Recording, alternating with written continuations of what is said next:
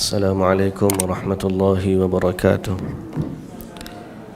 Bismillahirrahmanirrahim. Alhamdulillahi rabbil alamin. Wassalatu wassalamu ala asyrafil anbiya'i wal mursalin Nabiyyina Muhammadin wa ala alihi wa sahbihi ajma'in, amma ba'du. InsyaAllah muslimin dan muslimat yang dirahmati Allah, hari ini kita baca dari surah An-Nisa, ayat yang ke-20 daripada muka surat 81. Surah An-Nisa, surah yang keempat dari juzuk yang keempat juga, ke surat 81, ayatnya nombor ayat 20. Baik. A'udzu billahi minasy syaithanir rajim.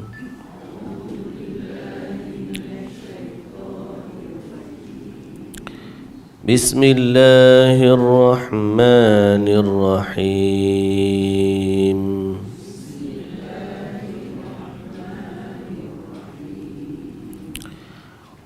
وَإِنْ أَرَدْتُمُ اسْتِبْدَالَ زَوْجٍ مَكَانَ زَوْجٍ وَآتَيْتُمْ إِحْدَاهُنَّ قِنطَارًا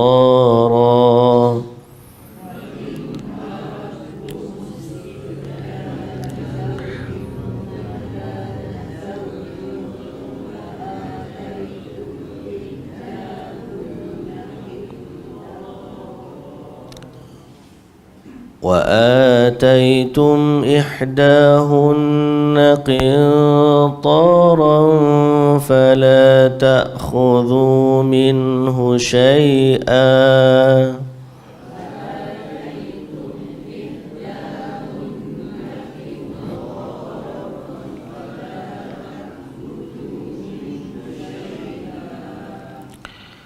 أتأخذونه بهتانا وإثما مبينا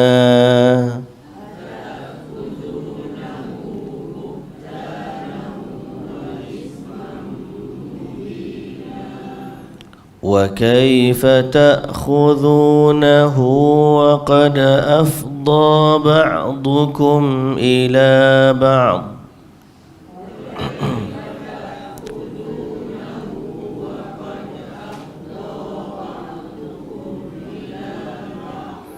وأخذن منكم ميثاقا غليظا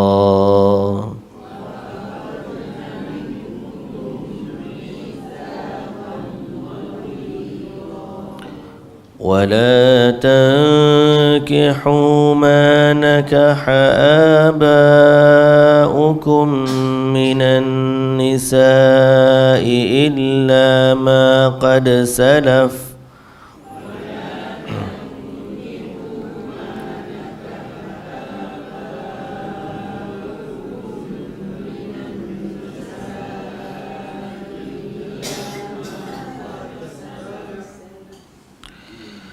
إنه كان فاحشة ومقتا وساء سبيلا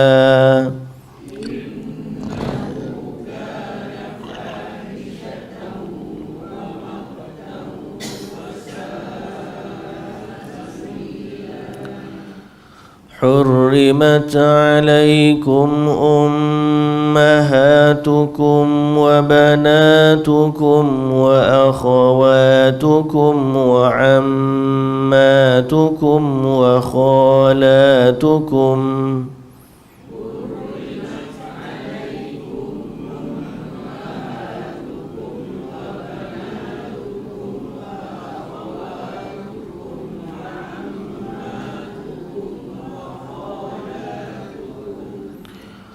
وبنات الأخ وبنات الأخت وأمهاتكم اللاتي أرضعنكم وأخواتكم من الرضاعة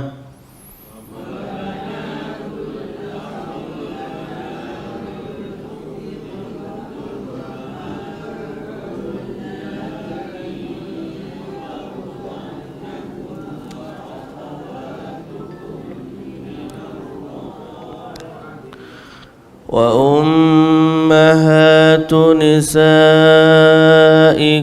وربائبكم اللاتي في حجوركم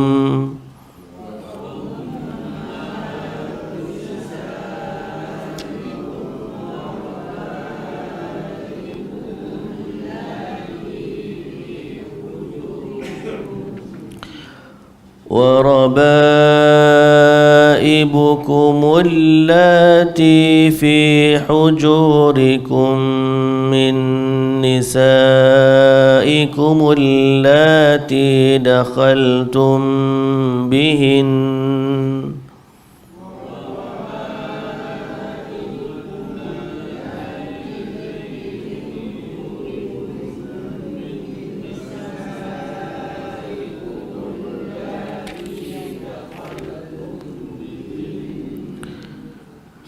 فإن لم تكونوا دخلتم بهن فلا جناح عليكم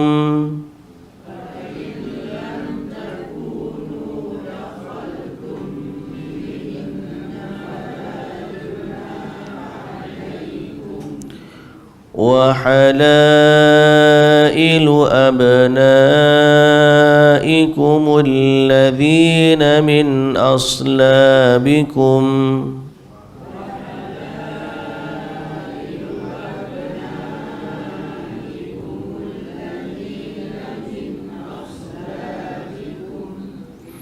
وأن تجمعوا بين الأختين إلا ما قد سلف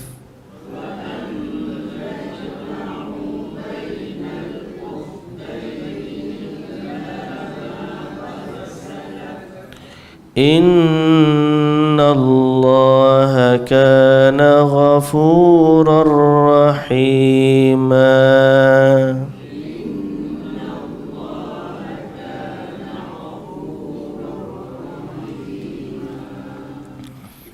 Bismillahirrahmanirrahim. Alhamdulillah.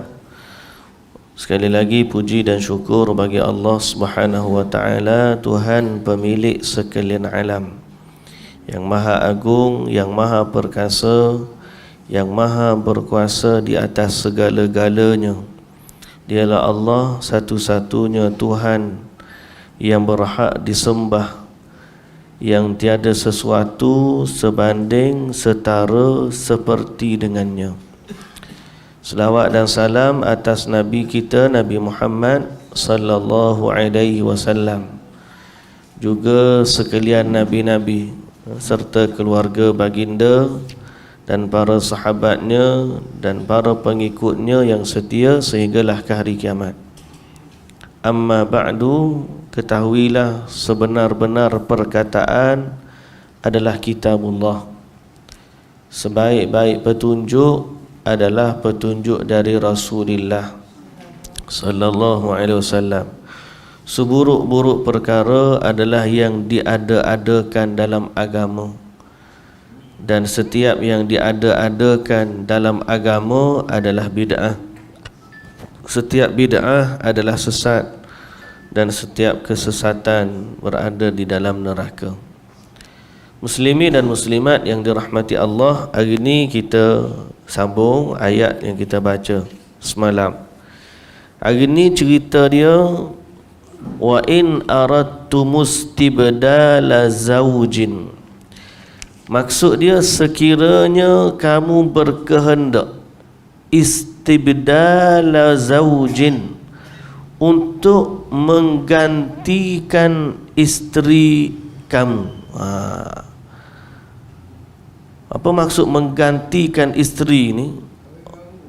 Kahwin baru. Betul, kahwin baru. Jadi Allah Ta'ala nak sebut berpisah dengan isteri. Hukum nak sebutnya, kalau kamu nak pisah dengan isteri, mas kahwin yang dah bagi tu, apa hukum dia? Tapi Pagi tadi bila saya duk baca, kenapa Allah Ta'ala tak sebut kalau kamu nak berpisah dengan isteri? Sebaliknya Allah Ta'ala kata kalau kamu nak ganti dengan isteri. Ini termasuk dalam sebahagian daripada galakkan Islam supaya tidak membujang. Poligami tu tambah, hak ni tu ganti. Maknanya kalau kamu ni tak suka kepada yang ni, kamu nak pisah dengan dia. Tapi Allah Ta'ala tak sebut macam tu. Allah Ta'ala straight to the point, ganti. Maknanya ada sifat galakkan untuk panggil tidak membujang. Istibdal dipanggil, ganti. Sebab memang termasuk dalam sunnah adalah berpasangan. Sebab tu antara nikmat syurga ialah tidak ada orang masuk syurga dalam keadaan bujang. Maknanya apa? Orang bujang tak masuk syurga ke? Dia kata, ya Allah, aku sudah dah lah, di dunia tak ada pasangan, masuk syurga macam mana? Jawapan dia, memang tak ada orang masuk syurga ni dalam keadaan bujang. Tapi bukan makna orang bujang di dunia tak masuk syurga. Iaitulah Allah akan pasang-pasangkan dia dengan ahli-ahli syurga yang tidak mempunyai pasangan. Jadi insya-Allah adalah tu pasangan. Belum ada lagi. Kalau tak jumpa di dunia, insya-Allah jumpalah nanti di pintu syurga. Rupanya ni pasangan dia.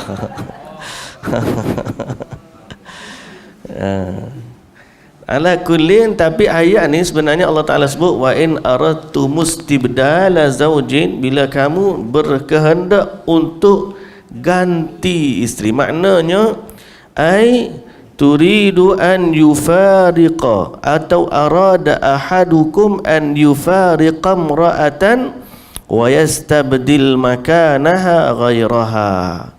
Bila dia berkehendak untuk berpisah dengan isterinya dan menggantikan tempatnya akan wanita lain, itu nak kahwin lain lah. Setelah dia cerai, kemudian dia nak kahwin lain. Fala ta'khudhu minhu syai'a, maka janganlah kamu mengambil kembali sedikit pun dari harta itu. Sebelum daripada tu, wa ataitum ihdahunna qintara, sedang kamu telah memberikan kepada seseorang itu harta yang banyak. Kamu dah bagi harta yang banyak. Dia panggil sadaq. Kamu dah bagi mas kahwin yang banyak. Maka janganlah kamu mengambil semula harta yang telah diberikan itu. Dalam ayat ini, pertama, hukum mas kahwin adalah milik isteri. Bila dia dah kahwin, dia bersama dengan isterinya, maka mas kahwin yang diberikan itu adalah sepenuhnya milik isteri. Okey. Kalau dia belum lagi dukhul, belum lagi bersama, dia boleh ambil separuh. Kalau dia belum bersama. Tapi kalau dia dah bersama dengan isteri itu, maka dia tak boleh ambil lagi sedikit pun daripada harta itu. Itu dari sudut hukum. Nombor dua, ayat ni juga menunjukkan bahawa bolehnya memberi harta yang banyak dalam mas kahwin. Sebab Allah Ta'ala sebut wa ataitum ihdahunna qintara. Cuba gariskan perkataan qintara. Qintar, qintar ni maksudnya harta yang banyak. Jadi dari sudut hukum boleh, walaupun kita kata sunnahnya adalah dipermudahkan urusan mas kahwin. Dari sudut sunnah, Nabi SAW tidak pernah berkahwin atau mengahwinkan anaknya lebih daripada 12 uqiyah dalam sebuah riwayat, iaitu menyamai dengan 480 dirham. Sebab itu zaman dulu Sayyidina Umar Al-Khattab radhiyallahu anhu ada satu kisah menarik berkaitan dengan ayat ini, iaitu Sayyidina Umar bila dia tengok orang ni memahalkan mas kahwin, jadi sehingga berkata Umar radhiyallahu anhu, dia kata, ala la taghlu fi sadaqin nisa, janganlah kamu mahal-mahalkan harga ataupun mas kahwin untuk wanita. Sesungguhnya kalaulah mas kahwin tu,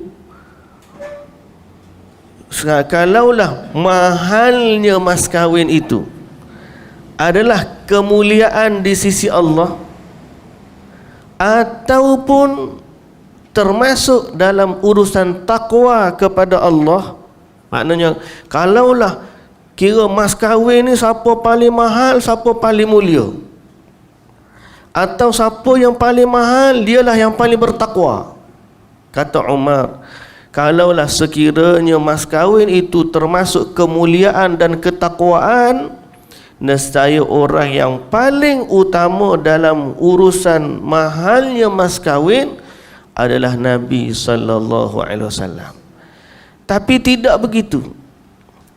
Sedangkan baginda tidak memberikan mas kahwin baik salah seorang dari isteri-isterinya ataupun salah seorang dari anak-anak perempuannya.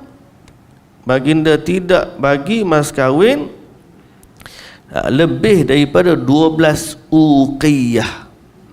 12 uqiyah ni disebut 480 dirham.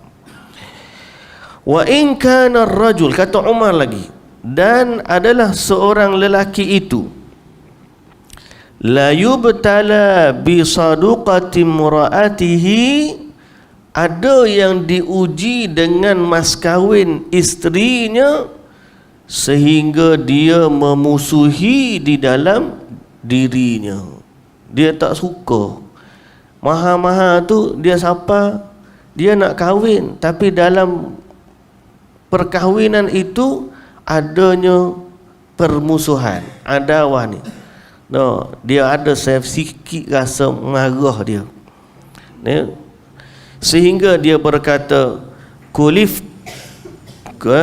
kulifat ilaiki, atau kaliftu ilaiki ala qirbah, aku telah dibebankan kepadamu seperti tali qirbah.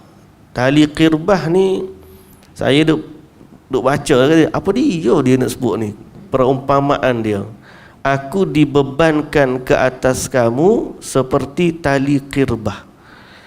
Baca-baca syarah hadis tadi, rupanya tali qirbah ni, alaqa qirbah ni, qirbah ni tahu qirbah ni? Qirbah ni bekas air dari kulit kambing.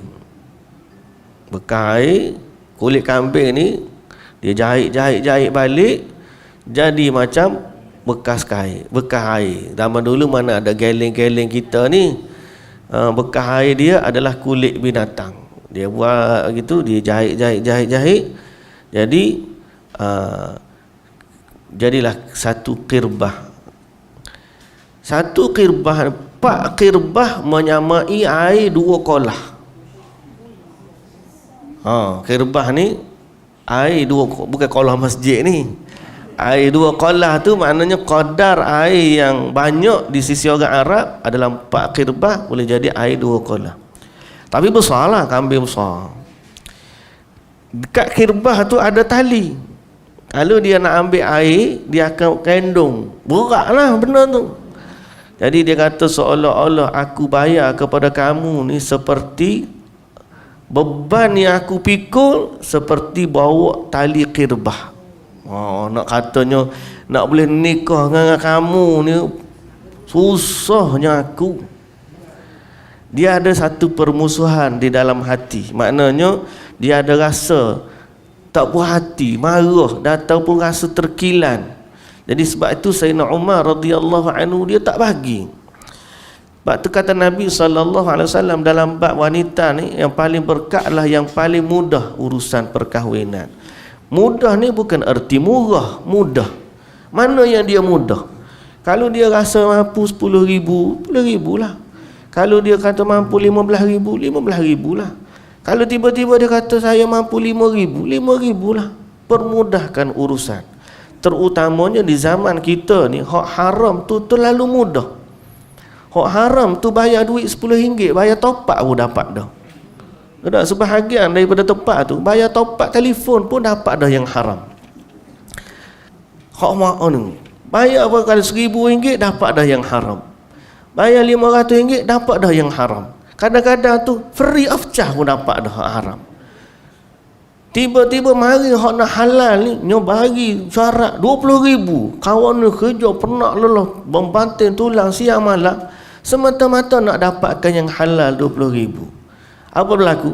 Lah kali daripada payah-payah ni baik dia ambil haram. Setengah-setengah tu watak yang sama, orang yang sama, wanita yang sama, pasangan yang sama.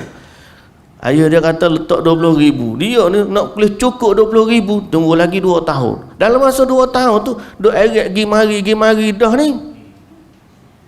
Gi sana gi sini, gendong naik motor situ, naik motor sini gi. Berlaku dah hak haram. Hak haram tu berlaku free. Hak halal tu 20,000 nak kena bayar. Ini adalah orang panggil bala dalam masyarakat, sehingga orang memayahkan urusan yang halal. Jadi Sayyidina Umar Al-Khattab tak setuju benda gini. Zaman dia tu tak ada lah kata berlaku hak haram ni. Zaman kita, zaman dulu Sayyidina Umar ni dia tak nak orang memayahkan urusan ni. Dia kata jangan mahal-mahal, bagi hak murah bagus. Jadi berdasarkan dia berhujah dengan perbuatan Nabi.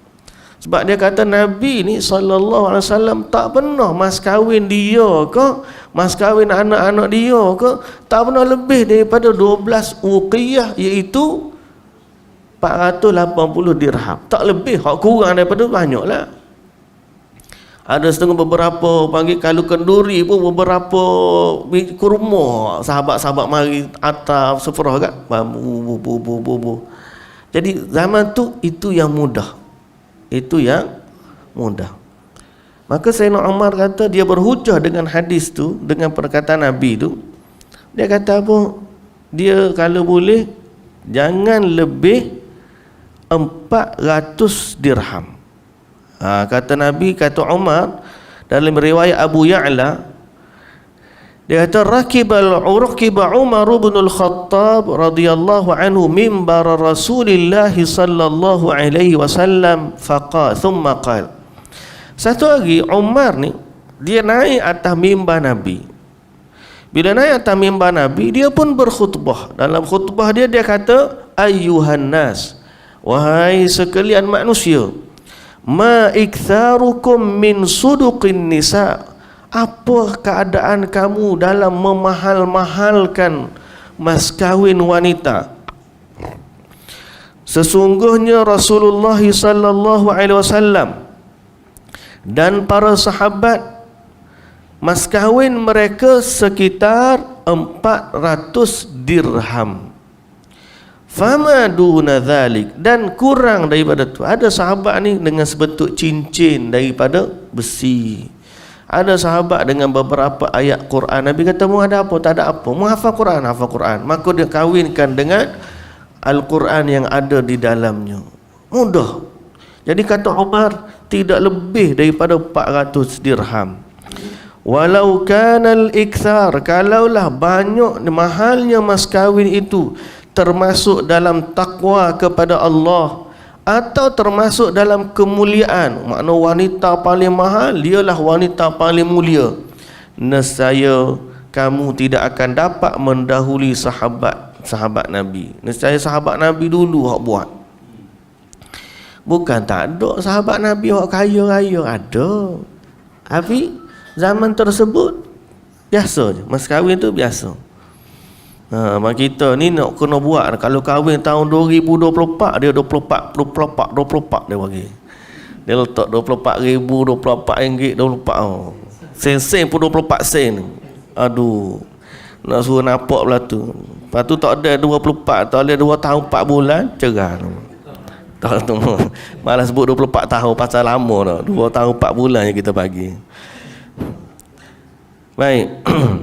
Kemudian kata dia, fala a'rifna ma zada rajulun fi sadaqi imra'ah ala 400 ala 400 dirham.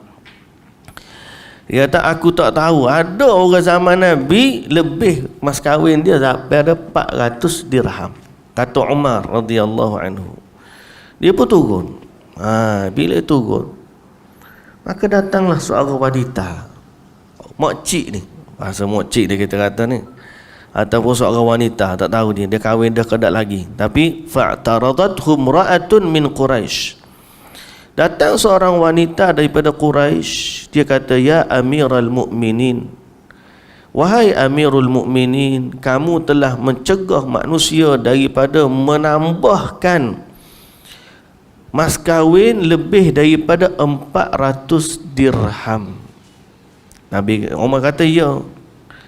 Wanita ni kata, apakah kamu tidak dengar ayat Quran yang Allah Ta'ala kata?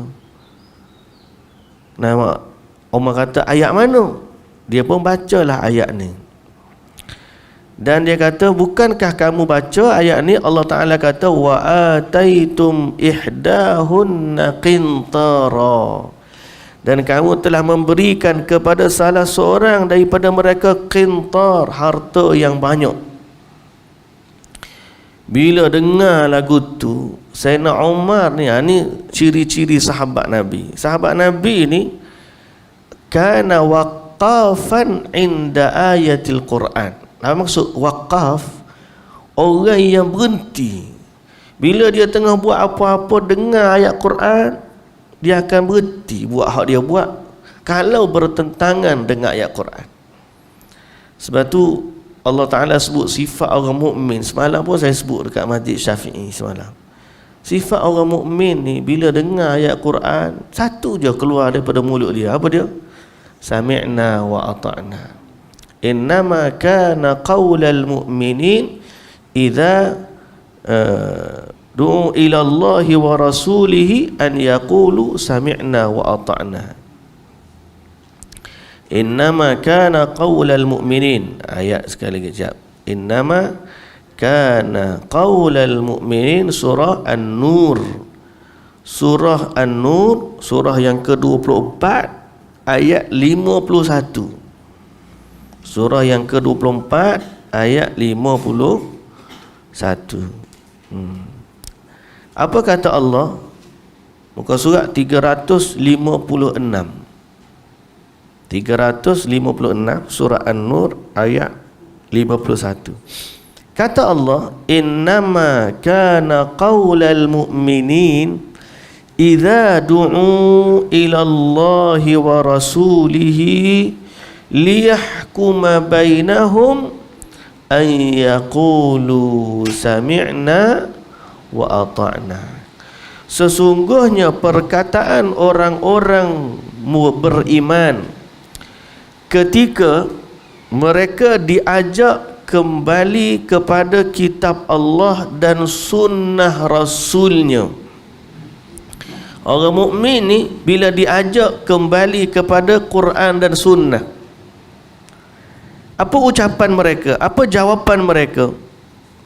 Atau supaya menjadi hakim memutuskan sesuatu di antara mereka, mereka akan kata, sifat orang mukmin, sami'na wa ata'na, kami dengar dan kami taat. Ini ciri orang mukmin. Orang mukmin tidak menjadikan neraca selain dari Quran dan sunnah sebagai pemutus kata. Sebaliknya, yang memutus kata di antara mereka adalah Quran dan sunnah. Bila Quran dan sunnah kata, dia berkata sami'na wa ata'na. Ayat ini ciri yang perlu ada pada setiap orang mukmin. Inilah yang kita duk kempen ni. Bukan kerana fulan, bukan kerana jawatan, bukan kerana perkauman, tidak.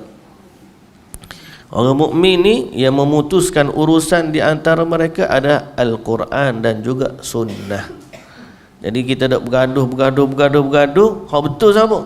Orang yang menepati Quran dan sunnah. Jangan duk bergaduh ni. Hak betul siapa? Kumpulan saya. Kalau kumpulan saya tu tak betul lalu, asal kumpulan saya mesti betul. Hak tidak kumpulan saya mesti tak betul. Tu jam lah tu. Itu bukan sifat orang mukmin. Orang mukmin tidak bersifat begitu. Orang mukmin ni sifat dia kembali kepada Quran dan juga sunnah. Contoh Umar Al-Khattab tadi. Bila wanita tu kata ayat ni hak kita baca hari ni kepada Umar Al-Khattab, Umar naik semula mimbar. Dia hak turun daripada mimbar tadi kata jangan mas kahwin ni mahal lebih daripada 400 dirham, sebab aku tak pernah jumpa zaman Nabi sahabat dulu orang yang lebih mahal daripada harga 400 dirham. Tak ada zaman Nabi, tak ada sahabat-sahabat mas kahwin mereka lebih daripada 400 dirham. Kenapa dia letak, orang panggil harga ceiling tu, dia letak 400 dirham? Sebab 400 dirham tu menyamai 12 uqiyah yang menjadi mas kahwin Nabi dan juga anak-anak dia. Bukan semua isteri Nabi banyak tu, tapi tak pernah exceed limit 480 dirham. Jadi Umar ni dia ambil hak tu, dia buat harga siling sebab Nabi buat lagu tu.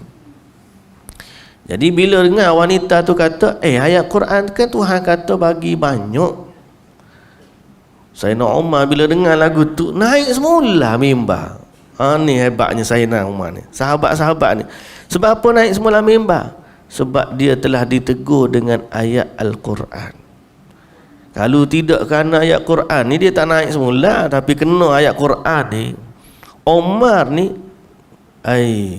bahasa kita panggil apa? Gedebeh. Orang gedebeh, orang hebat. Gedebeh ni bukan Samsung je. Demo ingat Samsung gedebeh ni. Gedebeh ni Samsung tu salah satu daripada makna gedebeh. Gedebeh ni orang hebat. Orang hebat, orang yang tidak terkalah dan orang yang digeruni. Gedebeh. Dia kapun ni, dia gedebeh sekali. Dia ustaz tapi dia gedebeh sekali. Bukan Samsung. Maknanya orang tak berani dengan dia. Atau gedebeh lah. Sayyidina Umar ni, memang gedebeh lah bahasa Kelantan. Bukan setakat gedebeh dengan manusia. Dengan setan pun lagi ke dia.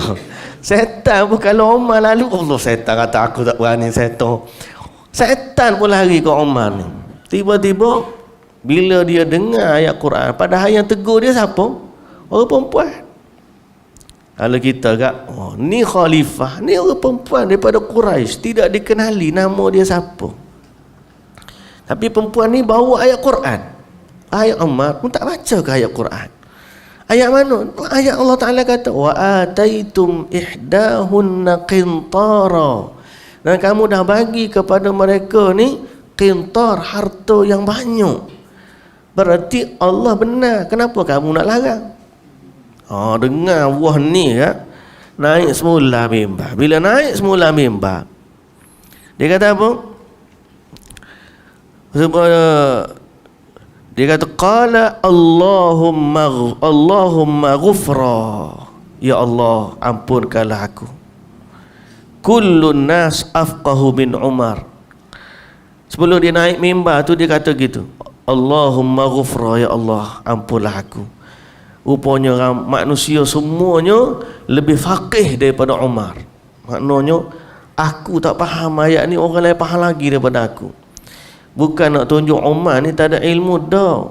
Dia bukan sebab dia nak tolak Quran, sebab dia tengok satu maslahat, dia tengok rakyat dia.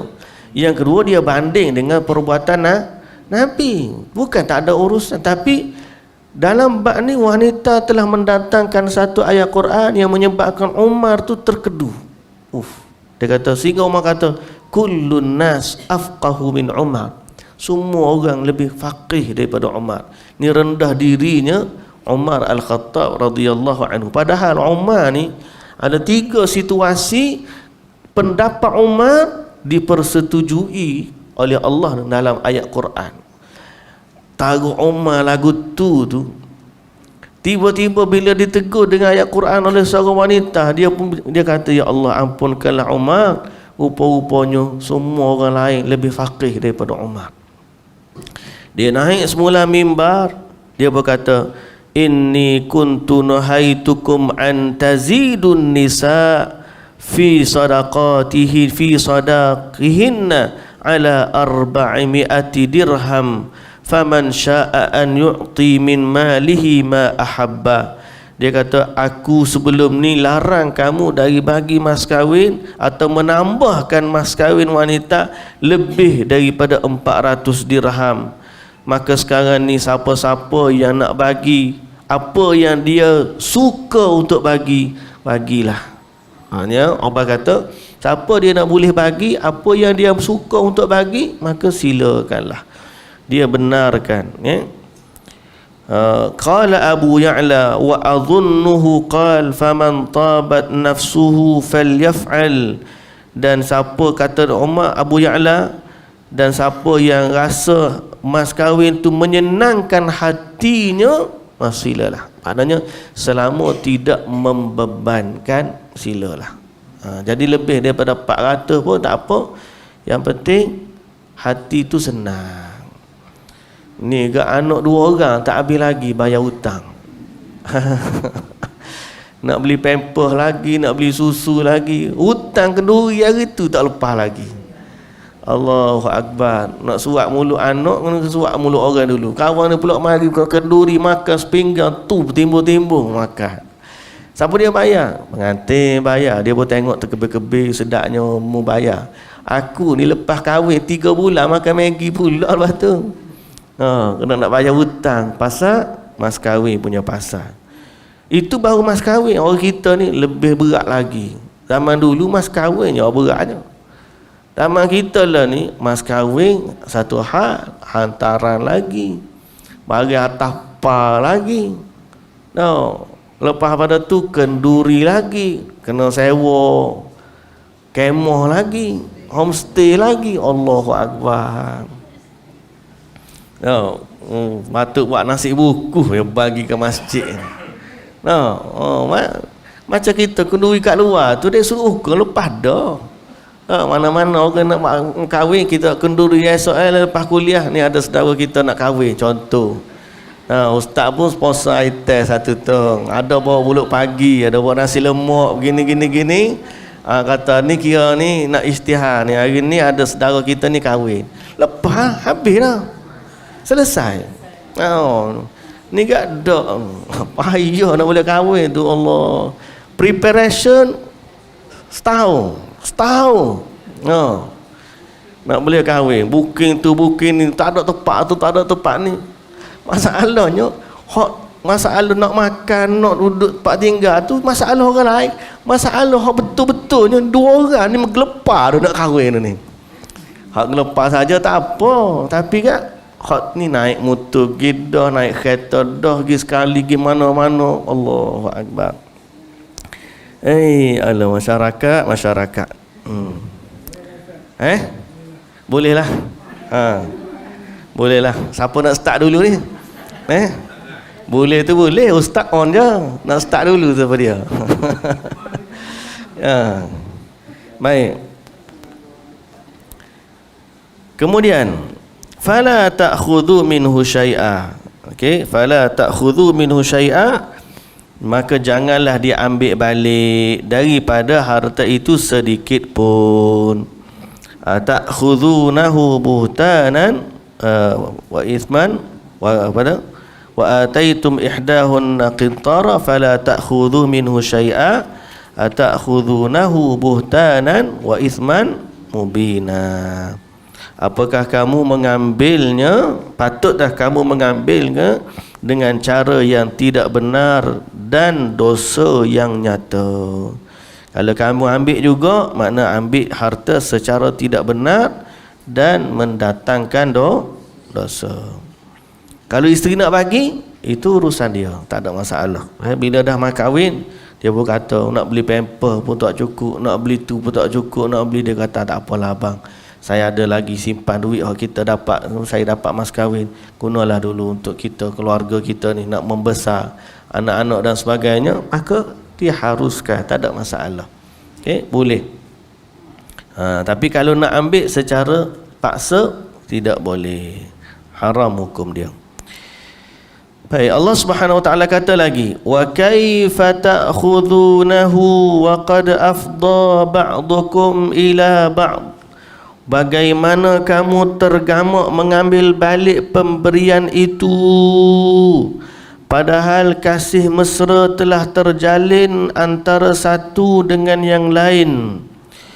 Wa akhadna minkum mitsaqan ghalidha, dan mereka pula, yakni isteri-isteri kamu itu telah pun mengambil perjanjian yang kuat dari kamu. Oh, kuat sungguh perjanjian. Macam mana kamu nak ni, nak apa lagi, nak ambil semula, sedangkan pertama dah terjalin rasa kasih sayang sesama kamu.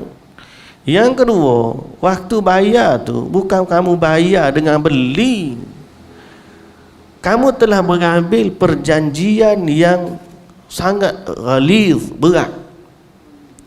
Kalau akad tu jual beli, ingat lagi, ni bukan akad jual beli, mu bukan beli isteri kamu tu. Mas kahwin ni bukan urusan jual beli. Jangan buat mas kahwin ni macam nak jual anak. Tengok anak dia ni begini. Mas kahwin dia kalau degree, kalau SPM, gini harga dia. Degree, gini pula harga dia.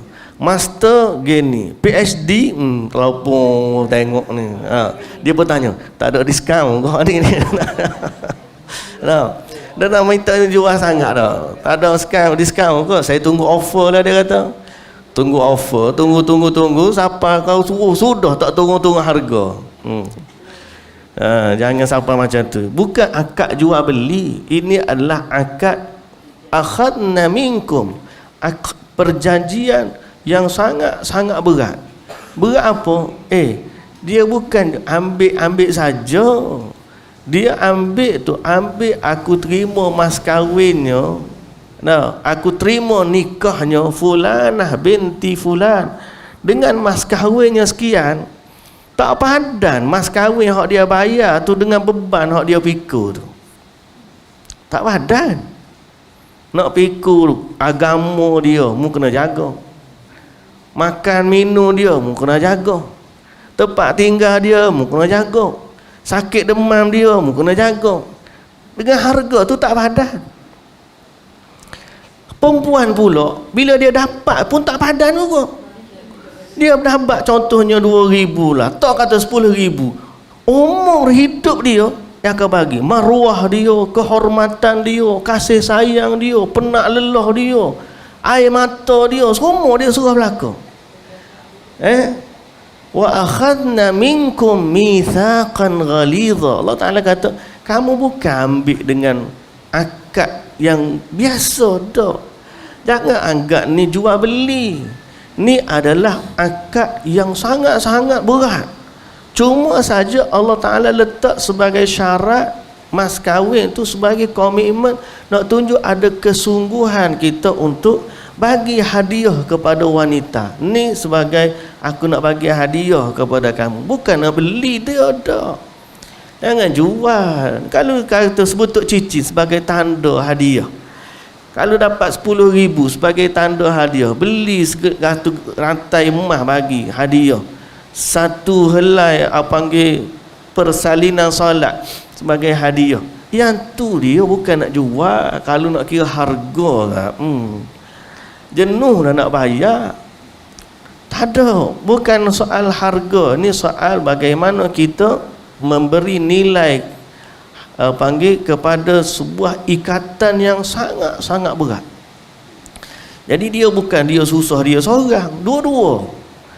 Si suami pun ada akad komitmen yang dia kena bagi, si isteri pun ada akad komitmen yang dia kena bagi. Si ayah pula, bila dah orang ambil tanggungjawab, terima kasih.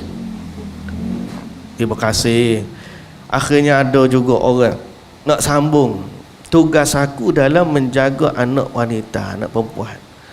Kan kata Nabi SAW, siapa membesarkan 2 orang anak perempuan sampai dia berkahwin, maka anak itu menjadi hijab baginya daripada api neraka.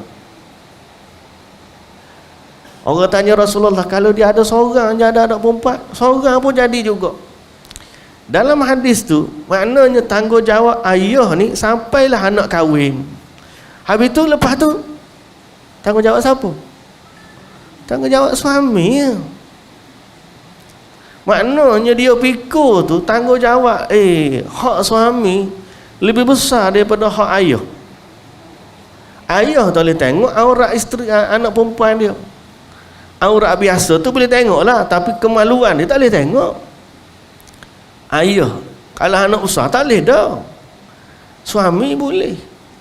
Bahkan suami kata Nabi SAW, kalau aku boleh suruh seorang manusia sujud kepada manusia yang lain, nescaya aku suruh seorang wanita sujud kepada suami dia. Maknanya besar tanggungjawab tu. Si suami pula, aku terima ni semua tadi lah.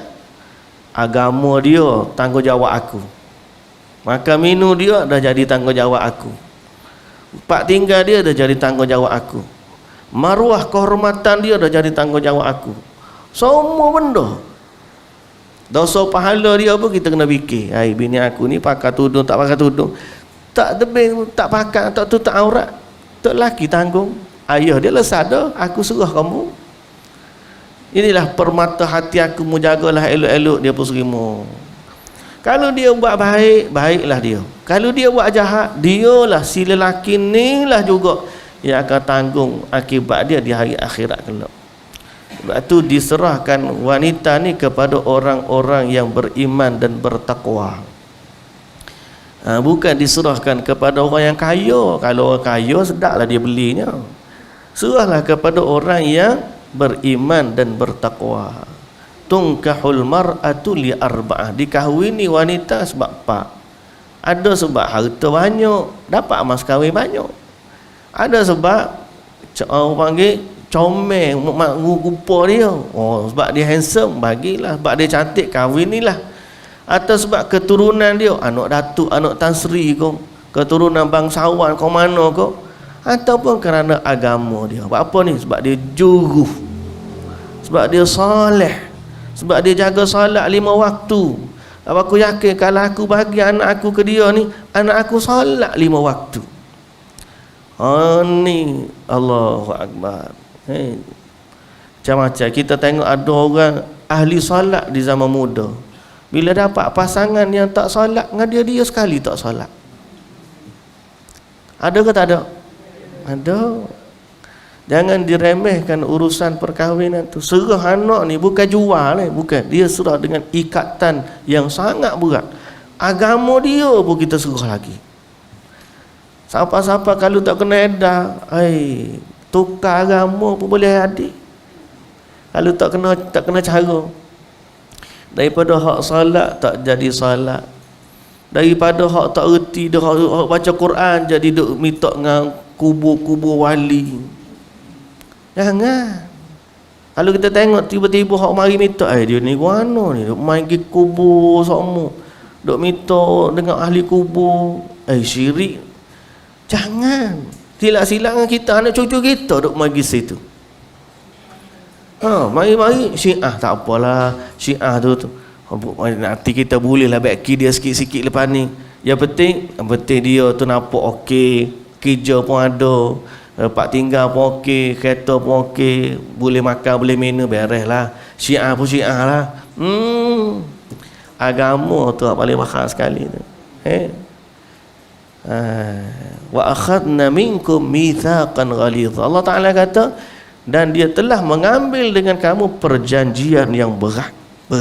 Ni kahwin ni urusan, bukan urusan jual beli. Jual beli tak apa, beli barang setakat tu je. Mu tak jual agama, tak suruh agama. Kita pergi beli barang orang kafir, barang tu je kita ambil. Agama kita, hak kita, agama dia, hak dia. Tapi urusan nikah kahwin ni dengan agama-agama kita bagi. Jangan main-main. Jadi sekali lagi saya sebut, permudahkanlah yang halal, kemudian serahkan urusan tu kepada Allah. Semoga Allah berkati pasangan dua tu dalam dan himpunkannya dalam ketaatan. Kan doa kita gitu. Waktu kita pergi ziarah orang kahwin, barakallahu lakuma wa baraka alaikuma wa jama'a bainakuma fi khair. Semoga Allah berkati pada kamu berdua, dan Allah berkati apa yang Allah rezekikan ke atas kamu berdua, dan semoga Allah himpunkan kamu berdua ni dalam kebaikan. Itu you know. Perhatilah zaman lah ni, kalau kita tanya orang mari nak minta anak kita, pertama sekali tanya solat 5 waktu ke tak. Tanyalah ramai lah ni, ramai lah orang tak solat. Ramai orang tak solat lah ni. Tanya, paling pertama sekali tanya dia, solat 5 waktu ke tak. Kalau tidak anak kita pun aku takut tak solat, cucu kita tak erti solat. Jangan. Ada bukan benda yang orang panggil asing di kalangan masyarakat. Bila kita tengok dulunya, sama ada dia lelaki ataupun wanita, dulu dia solat, dapat pasangan, tiba-tiba akhir sekali tengok anak-anak pun tak erti nak solat.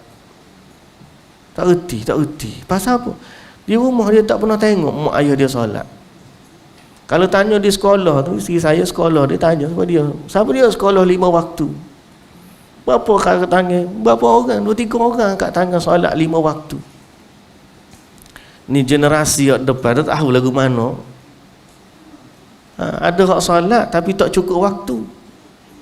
Ada solat zuhur dengan asar di jabat solat. Ada hak solat subuh, maghrib, isyak, hak di rumah solat, di jabat tak solat. Seluar kotor lah, gotu lah, begini lah, Allah Akbar. Gerung kita tengok, gerung ya, memikirkan masa depan masyarakat ni. Semoga Allah Ta'ala menjaga kita pada permula ni. Ni adalah permulaan satu kehidupan manusia. Bermula hak seorang anak ialah dari dipilih pasangan yang baik. Mudah-mudahan. Baik muslimin dan muslimat yang dirahmati Allah Subhanahu wa taala. Wala tankihu ma nakaha abaukum. Yang ni cerita semula. Yang ni cerita semula. Kata Nabi sallallahu alaihi wasallam, saya sebut akhir sekali hadis Nabi sallallahu alaihi wasallam, wastausu bin nisa'i khaira. Nabi berpesan, aku wasiatkan kamu berwasiatlah dengan wanita akan kebaikan. Mana jagalah wanita ni elok-elok. Fa innakum akhadtumuhunna bi amanillah. Kamu telah mengambil mereka dengan amanah dari Allah. Wastahlaltum furujahunna bi kalimatillah. Dan kamu telah menghalalkan kemaluan mereka dengan kalimah Allah. Jadi dengan sebab kamu akad mas kahwin tu halal lah bagi kamu untuk digauli, dan itu adalah dengan kalimah Allah. Jadi jagalah benda ni elok-elok, bukan kerana kamu bayar dak, kerana Allah yang menghalalkan bagi kamu. Jadi pesanan Nabi, jagalah wanita elok-elok.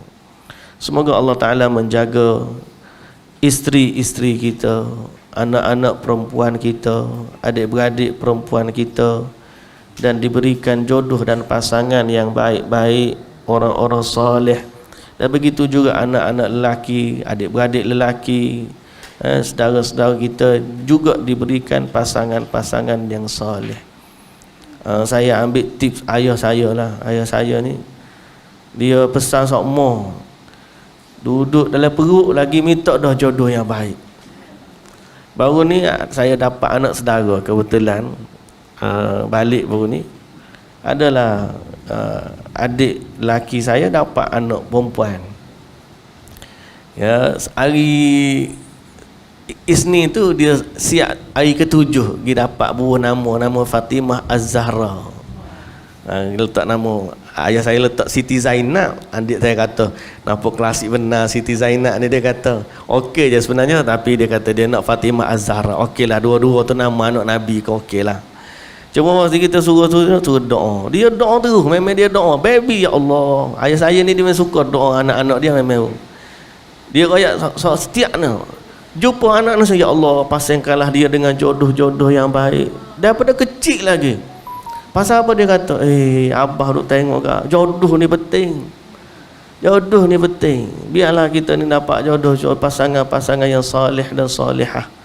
Baby tu ya doa dah biar dapat jodoh yang baik. Jadi kita ni kena lagu itulah. Semoga Allah Taala berkati kita semua. Wallahu taala alam. Subhanakallahumma wa bihamdika asyhadu an la ilaha illa anta astaghfiruka wa atubu ilaik. Assalamualaikum warahmatullahi wabarakatuh.